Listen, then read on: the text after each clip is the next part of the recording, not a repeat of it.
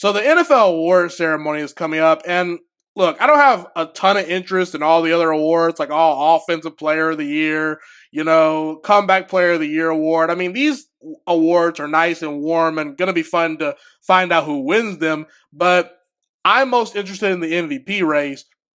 So I want to be very clear.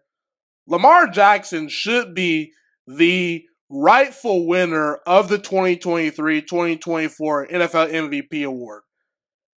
I understand that people are kind of frowning on Lamar Jackson because the Baltimore Ravens ultimately did not reach the Super Bowl. They will not be winning Super Bowl 58. But you got to understand, the MVP award is a regular season award, people. And it doesn't always go to the best player in the game of football, basketball, baseball, whatever you want to talk about, because the MVP award is rehashed every single season. We all know that Russell Westbrook is not a better all-time basketball player than LeBron James, but in the particular season where Russell Westbrook averaged a triple-double and had a historic season, I was okay giving him the MVP award over a LeBron James. So you may be wondering and asking, what's the case for Lamar Jackson's MVP award this year? I think he just wins the award, honestly, by default this year, people.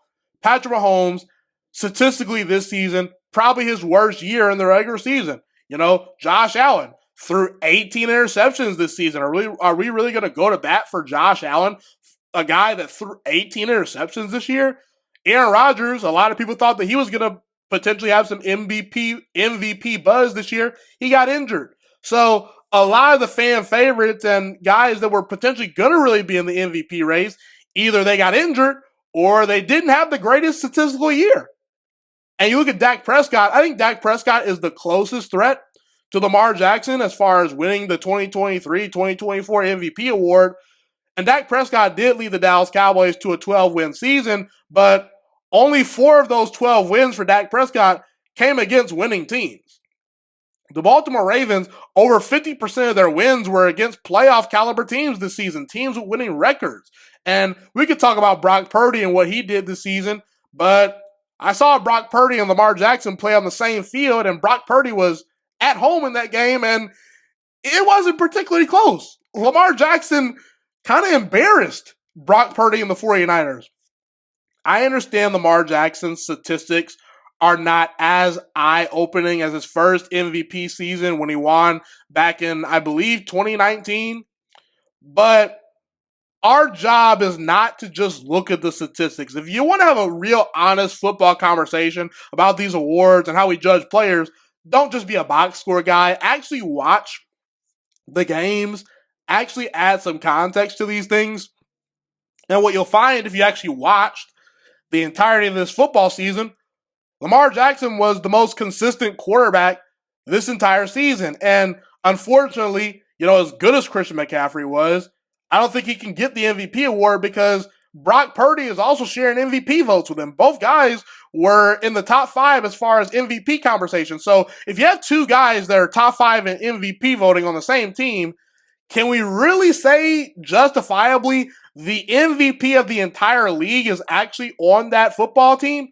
I say no. And again, if Tyreek Hill would have broken Calvin Johnson's receiving yards record for a single season, I would have given him the MVP award because I believe if you have the greatest statistical season of all time for your position at wide receiver, you at least deserve to be in that MVP conversation. And the Dolphins were winning games, but Tyreek Hill did not break the record. When you find Lamar Jackson and this MVP conversation, what you're going to find is Mark Andrews missed a significant amount of time due to injury this season, and it didn't seem to matter because Lamar Jackson, he just elevates the guys around him. He picks up the pieces. He is the most talented runner of the football at the quarterback position we've probably ever seen, and he's not only going to ignite your passing game, but he's going to carry a rushing attack some weeks if you need it. I mean, the Ravens also had some injuries to the running back room. It just doesn't seem to matter because when you have a quarterback like Lamar Jackson, you can plug and play anybody, and he's probably at least going to make them look serviceable if they're somewhat of a good player, And people can say, oh, Gus Edwards had 13 touchdowns this season. Folks, do you really think Gus Edwards would have 13 total rushing touchdowns this season if Lamar Jackson wasn't a threat to run the football in the end zone as well. So let's not be box score stat nerd people. And let's actually have a real honest conversation. And what we're going to see is that the Baltimore Ravens have the best record in football this season. Lamar Jackson really didn't have that singular terrible performance compared to some of these other quarterbacks.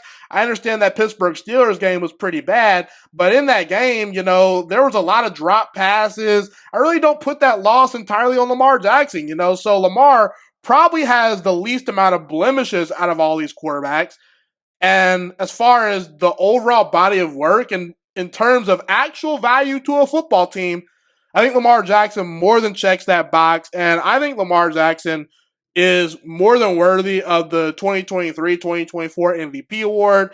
It will be a second MVP award to his name if he wins it. And that's going to put him under a microscope to eventually win a Super Bowl. Because if you're a two-time MVP award winner, people are going to expect postseason greatness out of you. But just in terms of the regular season, Lamar Jackson, another great season under, a new offensive coordinator. Baltimore really went all in on the wide receiver core, changed the offense, and boom, what do you know? Lamar Jackson goes out there and wins another league MVP.